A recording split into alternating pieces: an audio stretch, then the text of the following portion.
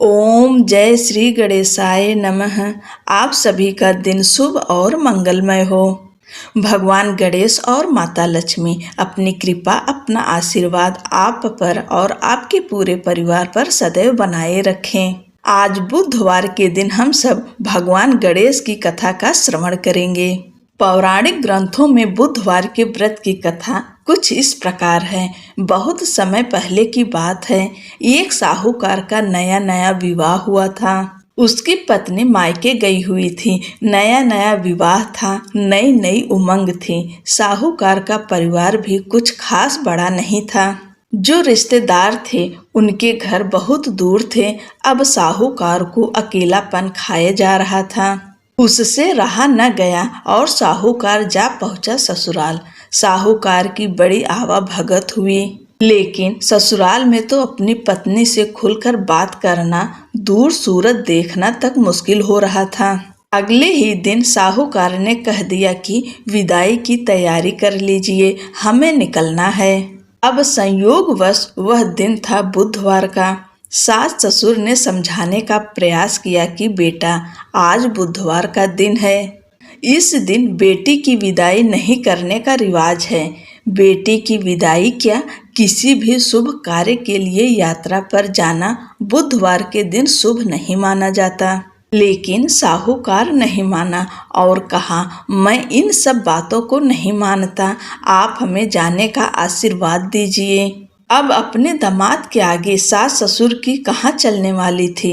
मन महसूस कर तैयारी करनी पड़ी। बेटी की विदाई कर दी गई। अब चलते चलते रास्ते में साहूकार की पत्नी को प्यास लग जाती है। साहूकार जैसे पानी लेने के लिए जाता है तो वापस आते ही उसकी हैरानी का कोई ठिकाना नहीं रहता।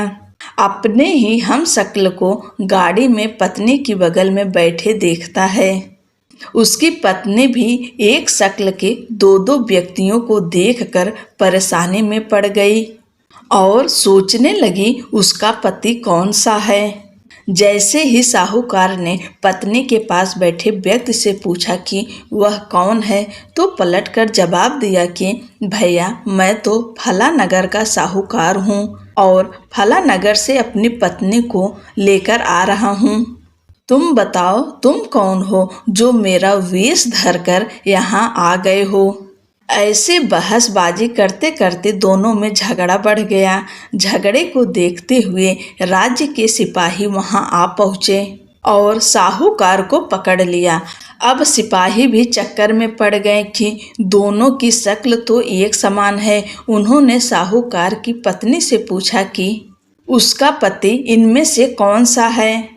वह बेचारी क्या जवाब देती। तब साहूकार ने हाथ जोड़ लिए और भगवान से विनती करने लगा कि हे भगवान, यह आपकी क्या माया है। तभी आकाशवाणी हुई कि मूर्ख, याद कर, कुछ देर पहले ही तूने अपने सास ससुर की आज्ञा न मानकर भगवान बुद्ध का अपमान किया और बुधवार के दिन तू अपनी पत्नी को लेकर चल पड़ा, जबकि तुझे इस दिन गमन नहीं करना चाहिए था। यह स्वयं बुद्ध देव हैं जो तुम्हें सबक सिखाने के लिए तुम्हारे वेश में हैं। तब साहूकार ने कान पकड़कर माफी मांगी और आगे से कभी ऐसा न करने का वचन दिया और बुधवार को नियम पूर्वक व्रत पालन करने का संकल्प लिया। तब जाकर साहूकार के रूप में प्रकट हुए बुद्ध देवता अंतर्ध्यान हुए और साहूकार अपनी पत्नी को लेकर घर जा सका। इस घटना के पश्चात साहूकार और उसकी पत्नी दोनों नियमित रूप से बुधवार का व्रत पालन करने लगे। मान्यता है कि जो भी व्यक्ति इस कथा को कहता है या सुनता है या फिर पढ़ता है, उसे बुधवार के दिन यात्रा करने से किसी तरह का दोष नहीं लगता और समस्त सुखों की प्राप्ति होती है। बुध ग्रह की शांति और सर्व सुख के इच्छुक स्त्री पुरुष बुधवार के इस व्रत को कर सकते हैं। ज्ञान, बुद्धि, कार्य, व्यापार आदि में उन्नति के लिए बुधवार का व्रत बेहद शुभ और फलदायी माना जाता है। बुधवार के दिन बुद्ध देवता के साथ साथ भगवान गणेश की पूजा की जाती है। बोलो गणपति महाराज की जय। भगवान गणेश की कृपा पाने के लिए दूसरी कथा का श्रवण करते हैं।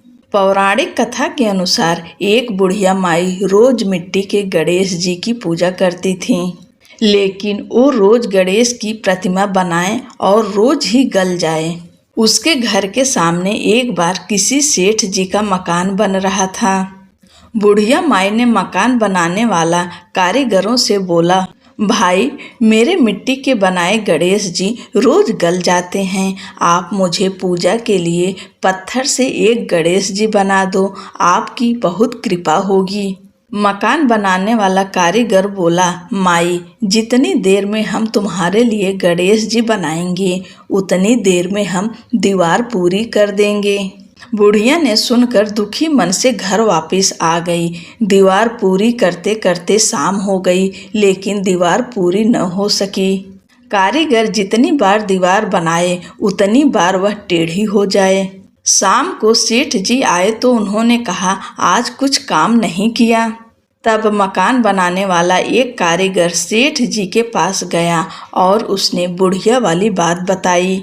तब सेठ जी ने बुढ़िया माई के घर गए और उनसे कहा कि माई, तुम हमारी दीवार सीधी कर दो, हम तुम्हें एक सोने के गणेश जी बनवा कर देंगे। गणेश जी ने ये सुनते ही सेठ की दीवार सीधी कर दी। सेठ जी ने बुढ़िया को सोने के गणेश जी बनवा कर दिए।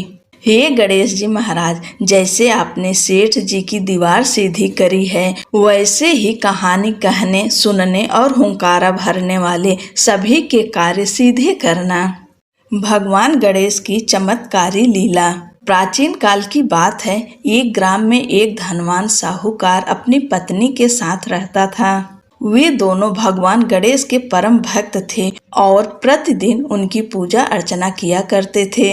साथ ही वे सदैव गरीबों और जरूरतमंदों की सहायता करने के लिए तत्पर रहते थे। हालांकि उनके पास धन धान्य की कोई कमी नहीं थी, फिर भी उनके जीवन में एक बड़ी कमी थी, संतान न होना। इस कारण वे अत्यंत दुखी रहते थे। गांव के लोग भी उन्हें ताने देते थे, लेकिन साहूकार और उसकी पत्नी ने भगवान पर अटूट विश्वास बनाए रखा और सोचा कि ईश्वर अवश्य ही उनके लिए कुछ अच्छा सोच रहे होंगे। एक दिन पति पत्नी गणेश मंदिर में पूजा अर्चना करने गए। पूजा समाप्त कर जब वे मंदिर के बाहर आए तो उन्होंने देखा कि एक छोटा सा बालक सीढ़ियों पर बैठकर रो रहा है। वे बालक के पास गए और उसे शांत कराने का प्रयास किया। जब उन्होंने आसपास देखा तो बालक के माता पिता कहीं नजर नहीं आए। चिंतित होकर वे उसे मंदिर के पुजारी के पास ले गए और बोले, यह बालक हमें मंदिर के बाहर अकेले रोता हुआ मिला, क्या आप इसके माता पिता को जानते हैं? पुजारी ने सिर हिलाते हुए कहा, नहीं, मैंने इसे पहले कभी नहीं देखा। साहूकार और उसकी पत्नी और पुजारी तीनों मिलकर बालक के माता पिता को खोजने लगे। कई घंटों की तलाश के बाद भी जब उसके माता पिता का कोई पता नहीं चला तो पुजारी ने साहूकार से कहा, आप इस बालक को अपने घर ले जाइए। यदि इसके माता पिता इसे ढूंढते हुए आए तो मैं स्वयं उन्हें आपके घर ले आऊँगा। साहूकार और उसकी पत्नी बालक को अपने घर ले आए और उसे अपना पुत्र मानकर स्नेहपूर्वक उसका पालन पोषण करने लगे। कई वर्ष बीत गए, लेकिन उसके असली माता पिता का कोई पता नहीं चला। तब उन्होंने गांव के सरपंच से अनुमति लेकर बालक को विधिवत गोद ले लिया और उसका नाम गणेश रख दिया। कुछ समय बाद गांव में एक दंपत्ति आया जो चोरी और धोखाधड़ी करने में माहिर थे। जब उन्होंने सुना कि गांव के सबसे धनी व्यक्ति साहूकार ने एक अनाथ बालक को गोद लिया है, तो उन्होंने उसे अपना पुत्र बताकर साहूकार को ठगने की योजना बनाई। वे दोनों मंदिर में जाकर रोने लगे। पुजारी ने जब उन्हें रोते हुए देखा तो उनसे रोने का कारण पूछा। वे बोले, आज से 4 साल पहले इसी मंदिर में हमारा बेटा खो गया था। तब से हम उसे पूरे देश में ढूंढ रहे हैं, लेकिन अब तक हमें उसका कोई पता नहीं चला। पुजारी को विश्वास हो गया कि यह वही बालक हो सकता है जिसे साहूकार ने गोद लिया था। उन्होंने दोनों को साहूकार के घर ले जाकर कहा, साहूकार जी, गणेश के असली माता पिता आ गए हैं और वे अपने पुत्र को लेने आए हैं। साहूकार और उसकी पत्नी यह सुनकर अत्यंत दुखी हुए, लेकिन उन्होंने सोचा कि यह बालक यदि वास्तव में इन्हीं का पुत्र है तो इसे अपने माता पिता के पास ही जाना चाहिए। उन्होंने उन पति पत्नी से कहा, रात हो चुकी है, आप लोग यहीं विश्राम कीजिए, सुबह होते ही गणेश को लेकर अपने घर चले जाइए। यह सुनकर वे दोनों चोर अत्यंत प्रसन्न हो गए, क्योंकि उन्हें रात में चोरी करने का अवसर मिल गया। जब साहूकार और उसकी पत्नी गहरी नींद में सो रहे थे तो दोनों चोर उठे और तिजोरी तोड़ने लगे। आवाज सुनकर साहूकार का नौकर जाग गया। उसने चोरी होते देखी तो तुरंत कमरे का दरवाजा बाहर से बंद कर दिया। फिर वह तेजी से साहूकार को बुलाने दौड़ा। साहूकार और उसकी पत्नी ने चिल्लाने का कारण पूछा तो नौकर ने बताया, मालिक, यह दोनों पति पत्नी तिजोरी तोड़कर चोरी कर रहे थे। साहूकार यह देखकर समझ गए कि ये गणेश के माता पिता नहीं बल्कि धोखेबाज चोर हैं। उन्होंने गणेश को सौंपने से इनकार कर दिया और उन दोनों को गांव से निकाल देने का आदेश दिया। लेकिन वे चोर आसानी से हार मानने वाले नहीं थे। वे गांव के सरपंच के पास गए और झूठी शिकायत की, साहूकार हमारे पुत्र को हमें वापस नहीं कर रहा है। सरपंच ने साहूकार और उसकी पत्नी को बुलाकर कहा, इस विवाद का निपटारा करने के लिए हमें कोई प्रमाण चाहिए। गांव के बुजुर्गों ने एक परीक्षा का सुझाव दिया। दोनों औरतें यानी साहूकार की पत्नी और धोखेबाज महिला सूर्य देवता के सामने अपना आंचल फैलाएंगी। जिसके आंचल से दूध की धारा गणेश के मुंह में जाएगी वही उसकी सच्ची माँ होगी।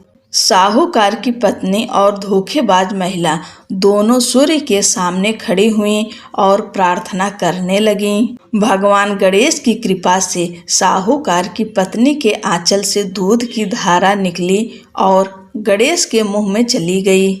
यह चमत्कार देखकर सभी लोग आश्चर्यचकित रह गए। गांव के सरपंच ने घोषणा की कि गणेश का असली अधिकार साहूकार और उसकी पत्नी को है। गांव वालों ने गणेश जी की जय के जयकारे लगाए और धोखेबाज पति पत्नी को गांव से बाहर निकाल दिया। बोलो गणेश भगवान की जय, गणपति महाराज की जय। दोस्तों, पूरी कथा श्रवण करने के लिए आपका बहुत बहुत धन्यवाद। भगवान गणेश की कृपा आप सभी पर सदैव बनी रहे। जय श्री कृष्णा। राधे राधे।